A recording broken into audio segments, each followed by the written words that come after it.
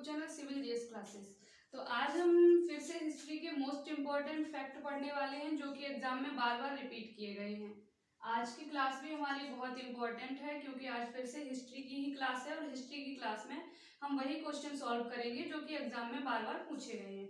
ठीक है, तो शुरू करते हैं हम आज की अपनी क्लास। जैसा कि आप देख रहे हैं यहाँ पर लिखा हुआ है हिस्ट्री इम्पॉर्टेंट फैक्ट।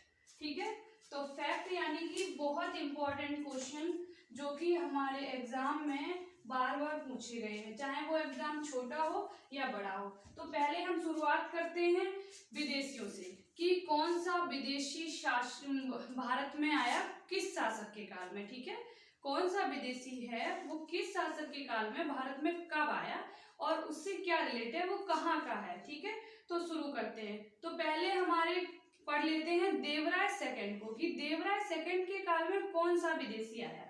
ठीक है,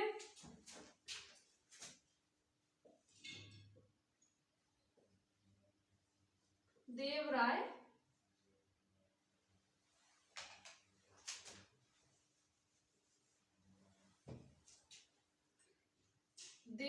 द्वितीय। ठीक है, द्वितीय के काल में जो ईरान का फारसी दूत था वो उसका नाम था अब्दुल रज्जाक, जो कि देवराय द्वितीय जिस समय शासक कर रहे थे तब वो भारत में आया था। ठीक है, तो यहाँ पर लिख लेते हैं ईरान का फारसी दूत, ईरान का फारसी दूत। ठीक है, ये ईरान का था, ये दूत था जो कि भारत में ये घूमने फिरने आया था कि कैसा है भारत ये देखने आया था और क्या क्या है, क्या क्या इम्पोर्टेंट है, क्या क्या खरीदने लायक है, क्या नहीं है, वो सब ये पता करने आया था। तो उसका नाम था अब्दुल रज्जाक, अब्दुल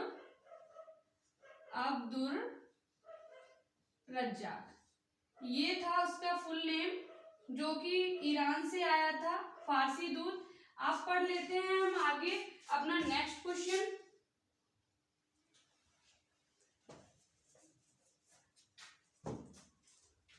नेक्स्ट जो शासक हुए वो हुए हैं अलाउद्दीन हसन शाह। ठीक है, अलाउद्दीन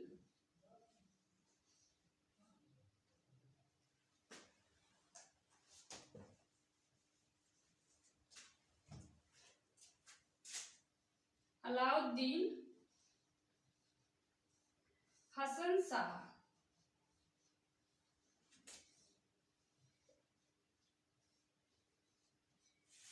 इनके काल में जो फारसी दूत था उसका उल्लेख हुआ है महमूद गवा का, पहली बार उल्लेख हुआ है अलाउद्दीन हसन शाह के काल में। ठीक है, जो महमूद गवा व्यक्ति था उसका पहली बार उल्लेख अलाउद्दीन हसन शाह के काल में हुआ था। ये भी ईरान का फारसी दूत था और ये व्यक्ति भी ईरानी ही था, तो ईरानी था महमूद गवा, उसका उल्लेख हुआ था पहली बार भारत में, पहली बार महमूद का उल्लेख हुआ था। ठीक है, अब तीसरा पॉइंट हम देख लेते हैं। तीसरा था शमसुद्दीन मोहम्मद शाह, शमसुद्दीन मोहम्मद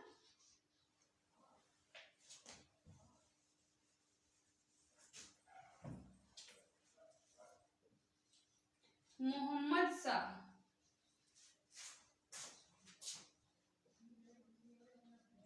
इसके काल में रूसी व्यक्ति आया था जो कि सन 1470 में आया था, रूसी व्यक्ति, उसका नाम था निकतिन। ठीक है, वो किसके काल में आया था, वो शमसुद्दीन मोहम्मद शाह के काल में आया था, रूसी व्यापारी,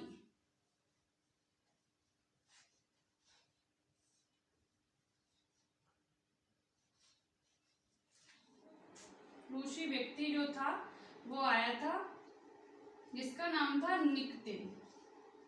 ये दोनों ईरान के हो गए और ये रूस का हो गया निकतिन। ये किसके काल में आया, तो ये शमसुद्दीन मोहम्मद शाह के काल में आए थे। ठीक है, अब फोर्थ क्वेश्चन यानी कि फोर्थ पॉइंट पढ़ लेते हैं हम देवराय फर्स्ट को। ठीक है, कि अब देवराय फर्स्ट के काल में कौन से व्यक्ति आए थे, तो देवराय फर्स्ट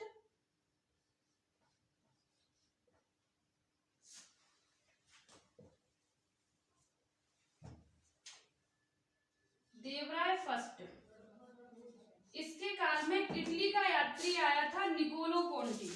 ठीक है, देवराय फर्स्ट के काल में कौन सा विदेशी आया था, तो वो इटली का व्यक्ति था निकोलो कोंटी। इटली का व्यक्ति था, ठीक है, निकोलो कोंटी, जो कि देवराय के काल में आया, देवराय प्रथम के काल में। ये द्वितीय के काल में आए, ये प्रथम के काल में आए, बिल्कुल भी कंफ्यूज ना हो, सेम नेम है, बस फर्स्ट सेकेंड का अंतर है।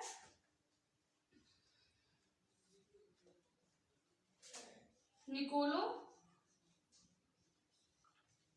नाम बहुत अजीब है इसीलिए थोड़ा याद करने में प्रॉब्लम है, बट कोई नहीं, ज्यादा नहीं है, 2-4 नेम ही है जो एग्जाम में पूछे जाते हैं, वही मैं आपको आज पढ़ा रही हूँ, क्योंकि बहुत से नेम हैं, ऐसा नहीं है, हिस्ट्री में काफी विदेशी यात्री आए हैं, तो जरूरी नहीं है हर एक एग्जाम में पूछा ही जाए। जो पूछे गए, बार बार रिपीट किए गए क्वेश्चन, आज की क्लास में हम सिर्फ उतना ही देखेंगे।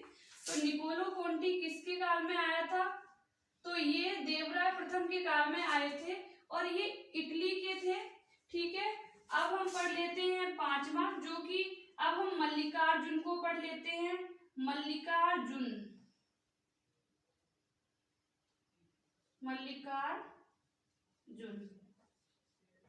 इसके काल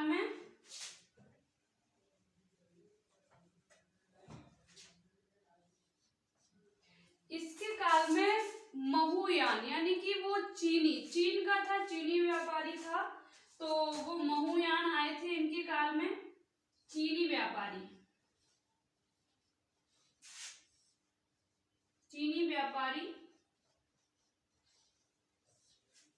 महुयान, ये किसके काल में आए थे, तो ये मल्लिकार्जुन के काल में आए थे। ठीक है, अब हमारा नेक्स्ट क्या है, अच्युत देवराय, कि इनके काल में देख लेते हैं कौन सा विदेशी व्यक्ति इनके काल में आया था, तो लास्ट इनको पढ़ लेते हैं, बहुत इंपॉर्टेंट है अच्युत देवराय। सारे क्वेश्चन बहुत इंपॉर्टेंट हैं।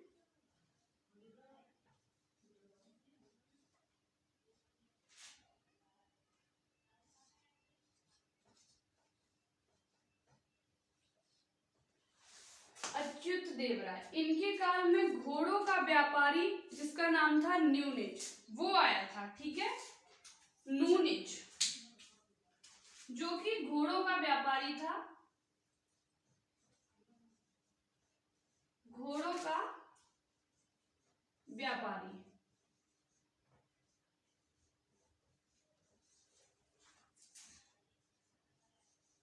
न्यूनिच, ठीक है, ये किसके काल में आया, तो ये आए हैं अच्युत देवराय। देवराय द्वितीय के काल में ईरान का जो फारसी दूत था अब्दुल रज्जाक, वो आया था।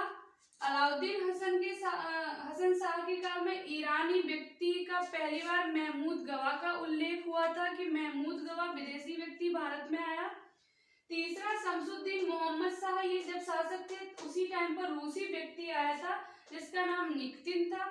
देवराय फर्स्ट को पढ़ेंगे तो इटली का व्यक्ति था जिसका नाम निकोलो कोंटी था, वो भारत में आए थे। ये सब भारत में देखने आए थे आखिर यहाँ पर क्या क्या है, उन सब चीजों का पता लगाने आए थे। सेकंड, अगला देख लेते हैं मल्लिकार्जुन, इनके काल में चीनी व्यापारी महुयान आया था।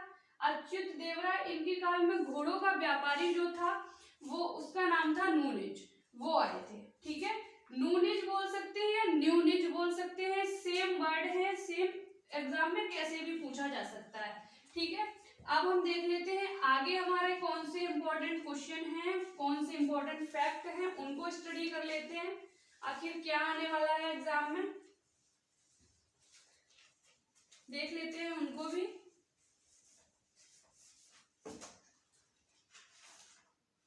तो आगे हम पढ़ लेते हैं अहमदनगर की राजधानियां। ठीक है, कौन कौन सी राजधानियां अहमदनगर की हुई, तो पहले तो हम लिख लेते हैं राजधानियां। ठीक है, जुन्नार, ठीक है, पहली जुन्नार हो गई, दूसरी अहमदनगर, नगर। तीसरी हो गई खिड़की, खिड़की नहीं है खिड़की है, ठीक है। ये तीनों होल ब्रैकेट में बंद कर दो। उसके बाद ये तीनों क्या है, ये अहमदनगर की राजधानियां हैं। बहुत इजी है बट क्वेश्चन बार बार आया है। ये अहमदनगर की राजधानियां, ठीक है।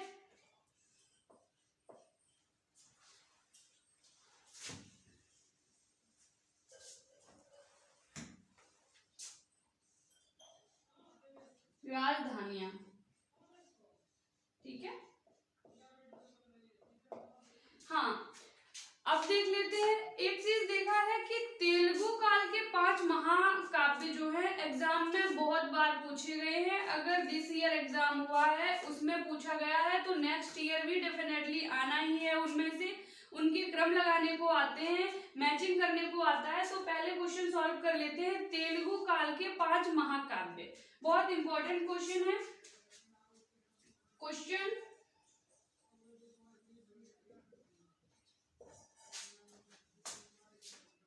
तेलुगु काल के 5 यानी कि 5 महाकाव्य, ठीक है।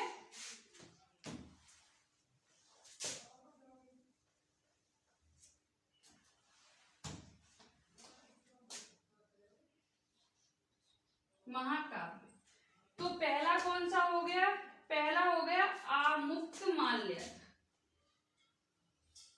नंबरिंग डाल लेते हैं जिससे कि हाँ, और एक चीज और मैं आपको बता दूं कि ये पूरे के पूरे क्रम वाइज ही हैं, बिल्कुल भी इनको ऊपर नीचे ना करें। क्रम लगाने को बहुत बार एग्जाम में आता है। तो पहले देख लेते हैं आमुक्तमाल्यद।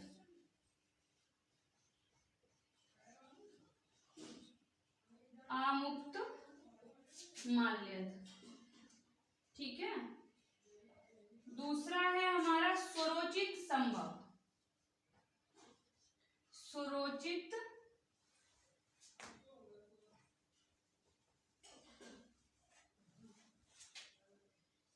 स्वरोचित संभव।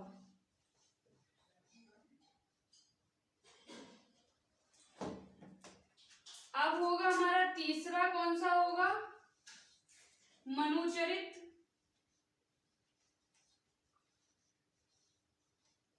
चौथा होगा पांडुरंग,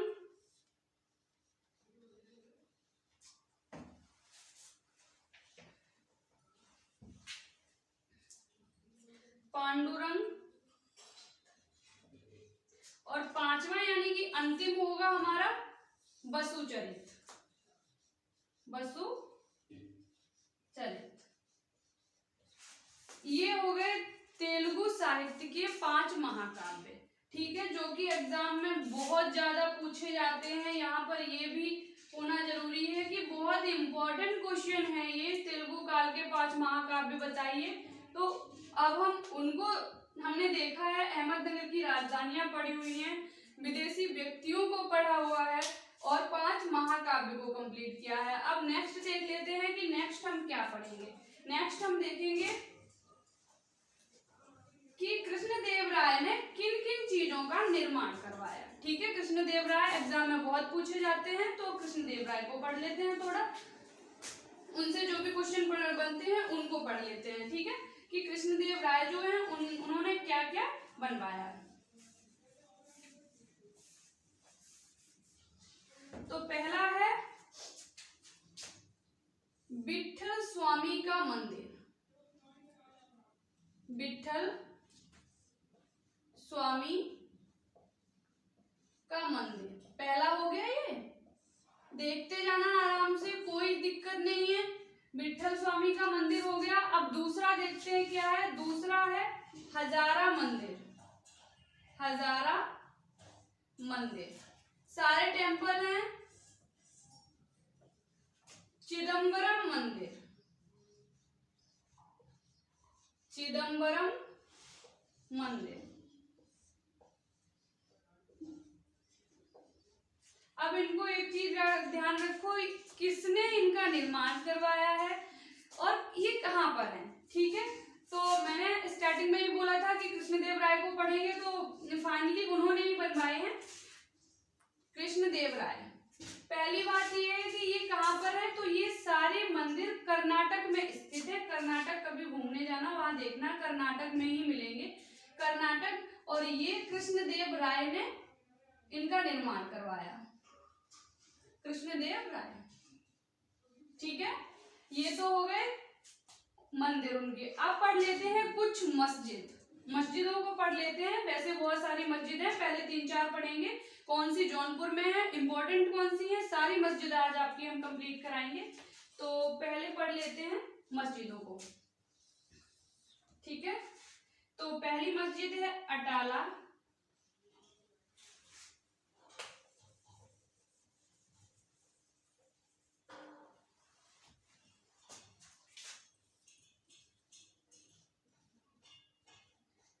अटाला, झंझरी,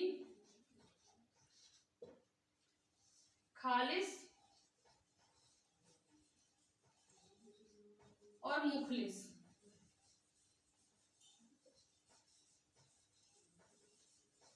ये हो गई 4 मस्जिद, ये सारी मस्जिद है, ठीक है।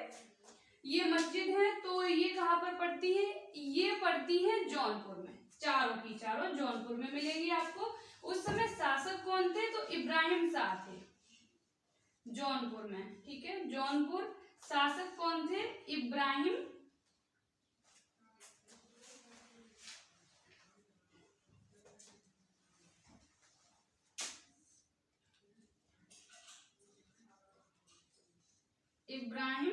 शाह, ठीक है।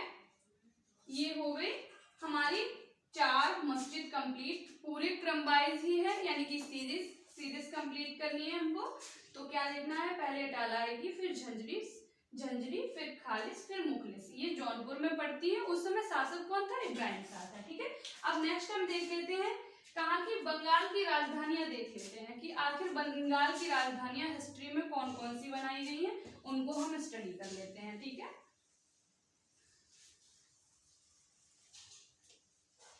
बंगाल की राजधानियां,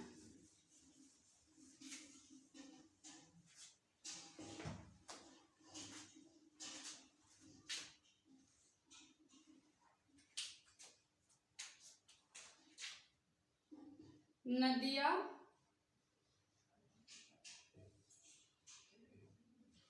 लखनौती,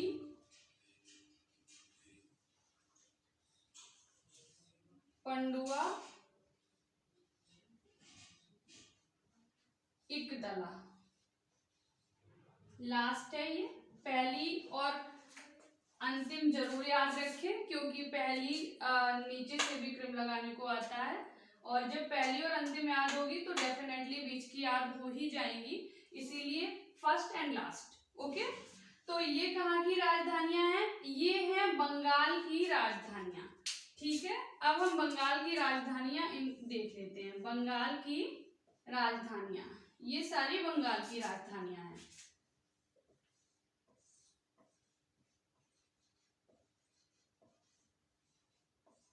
बंगाल की राजधानियां, ठीक है। अब हम पढ़ते हैं पूरे क्रम वाइज, जितनी मस्जिद हैं उनको पढ़ लेते हैं, क्योंकि मस्जिद से क्वेश्चन जरूर आता है, मस्जिद बिल्कुल भी नहीं छूटनी चाहिए, और जो इम्पोर्टेंट है वही मस्जिद हम आपको करवाएंगे। 4 हो चुकी हैं जो जौनपुर में हुई है इब्राहिम शाह के काल की। अब आगे देख लेते हैं कौन कौन सी मस्जिद है, उनको देख लेते हैं, ठीक है।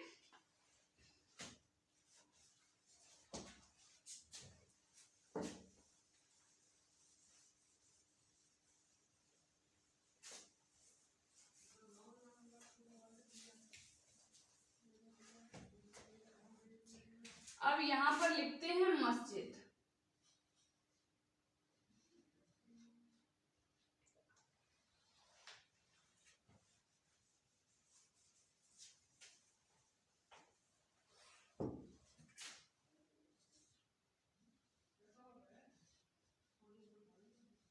मस्जिद और स्थान, ठीक है, स्थान।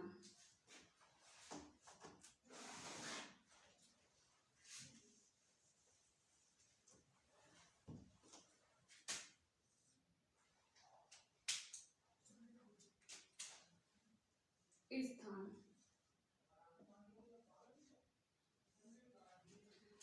हाँ, तो पहली मस्जिद है हमारी अदीना, ठीक है। अदीना मस्जिद है, कहाँ पे पड़ती है? अदीना मस्जिद ये किस स्थान पे पड़ती है? तो ये पड़ती है पंडुआ में। उस समय शासक कौन था? सिकंदर शाह, ठीक है, सिकंदर शाह, यानी कि उस समय शासन कर रहे थे सिकंदर शाह। ये मस्जिद अदीना। अब सेकंड मस्जिद कौन सी है? लोटन है सेकंड मस्जिद, लोटन। ये लोटन मस्जिद कहाँ पर पड़ती है? ये जौनपुर में पड़ती है, ठीक है।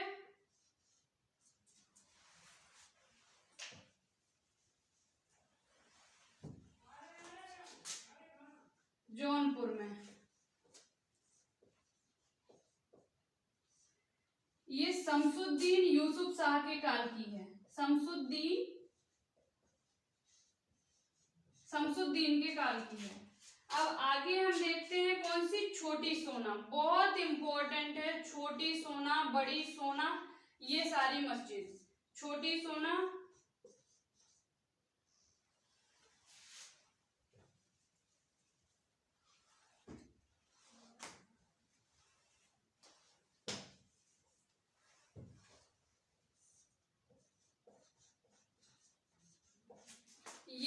ये बंगाल में पड़ती है, छोटी सोना।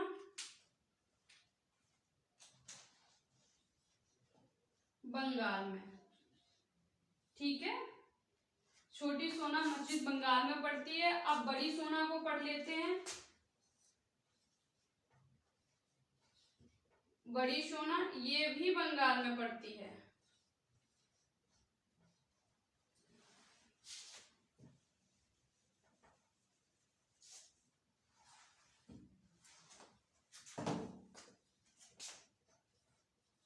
बड़ी सोना ये भी बंगाल में पड़ती है। उस समय शासक कर रहे थे नुसरत शाह, नुसरत शाह, ठीक है। अब आगे देख लेते हैं कौन सी मस्जिद है? हमदानी।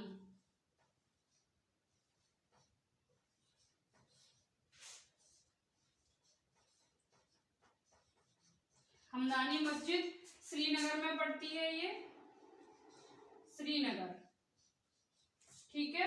नेक्स्ट देख लेते हैं जामा मस्जिद, बहुत इंपॉर्टेंट है जामा।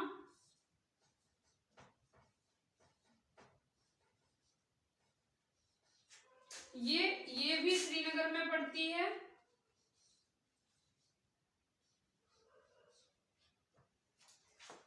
अब आगे क्वेश्चन बनता है,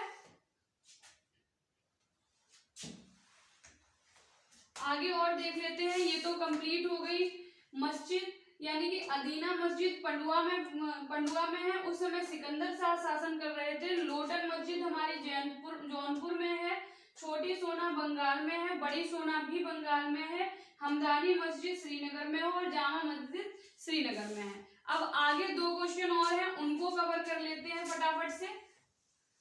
ये तो हमारी सारी मस्जिद कंप्लीट हुई है, दो और हैं, उनको अभी देखो करते हैं कंप्लीट। अभी टंका मस्जिद रह गई है और रानी का हुजरा।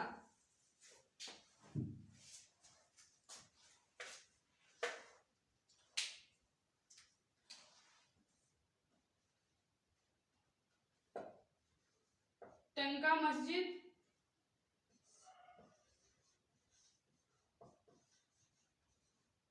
रानी का हुजरा, रानी का